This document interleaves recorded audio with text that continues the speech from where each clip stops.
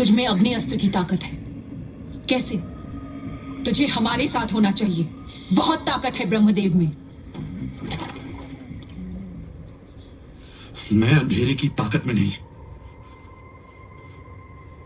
रोशनी की शक्ति में यकीन करता हूं। जैसे हर दिन अंधेरी भरी रात होना निश्चित होता है और कुछ घंटों बाद ही रोशनी भरी सुबह होना भी निश्चित होता है, उसी प्रकार बुराई पर अच्छाई की जीत होना भी ये निश्चित होता है। जी हाँ दोस्तों, हम बात कर रहे हैं ब्रह्मास्त्र मूवी की। ये एक ऐसी ही मूवी है जहाँ पर बुराई हावी होने के बाद अच्छाई उस पर विजय प्राप्त कर लेती है। तो फटाफट इस मूवी का रिव्यू कर लेते हैं। मूवी का रिव्यू करने से पहले हम आपको बता दें, ये एक बहुत ही अच्छी स्टोरी वाली मूवी है, क्योंकि इसमें जो रियल लाइफ की जो लव स्टोरी होती है उसको दिखाया गया है और इसमें बहुत सारी मैजिकल पावर्स आपको देखने को मिलने वाली हैं। तो फटाफट इस मूवी का रिव्यू कर लेते हैं। तो मूवी की स्टोरी कुछ इस प्रकार है। इसमें दो संगठन होते हैं, जो कि एक अच्छाई के लिए काम करता है और एक बुराई के लिए।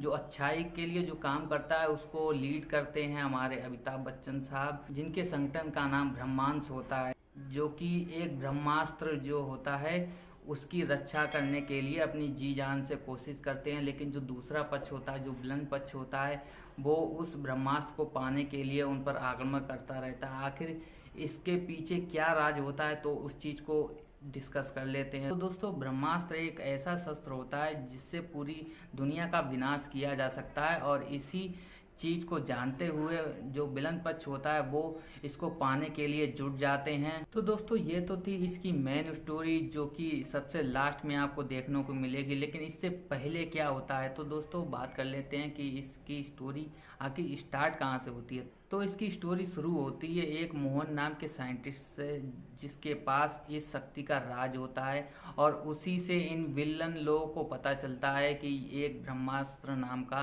शस्त्र है जिससे पूरी दुनिया का विनाश किया जा सकता है, और वो उस साइंटिस्ट को मार देते हैं। इसके बाद में एंट्री होती है रणबीर कपूर की, जिनके पास अग्नि नामक शक्ति होती है और ये चीज़ उनको धीरे धीरे आगे चल के पता चलती है कि उनके पास अग्नि जैसी शक्ति है।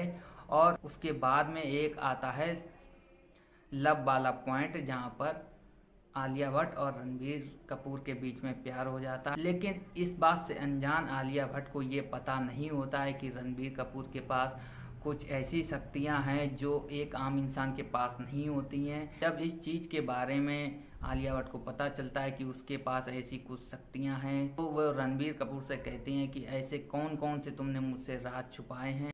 तो रणबीर कपूर इसके जवाब में कहता है कि मुझे नहीं पता कि मेरे पास ये शक्तियाँ कैसे आई हैं। तो इस चीज़ को जानने के लिए रणबीर कपूर भी काफ़ी ज़्यादा परेशान होता है। फिर एक दिन उसको सपना आता है, उसको सपने में दिखाई देता है कि जो नागार्जुन होते हैं उनकी जान खतरे में होती है और उसको बचाने के लिए दो आलिया और रणबीर कपूर पहुंच जाते हैं, जहां पर उनको पता चलता है कि उनके पास भी कुछ मैजिकल पावर्स हैं। तो वो नागार्जुन से मिलने पहुंच जाते हैं, जहां पर उनको पता चलता है कि उनके पास जो शक्तियां हैं वो ब्रह्मास्त्र द्वारा मिली हुई हैं। तो इसकी जो स्टोरी है वो यही है कि जो सच्चाई के जो योद्धा होते हैं और जो बुराई के योद्धा होते हैं, उनके बीच में आपस में टकराव होता रहता है और किस प्रकार से बुराई पर अच्छाई की जीत होती है, इस चीज़ को इसमें दिखाया जाता है। और लास्ट में जो बुराई की जो ताकत होती है वो कहीं ना कहीं ब्रह्मास्त्र को हासिल कर लेती है और उनके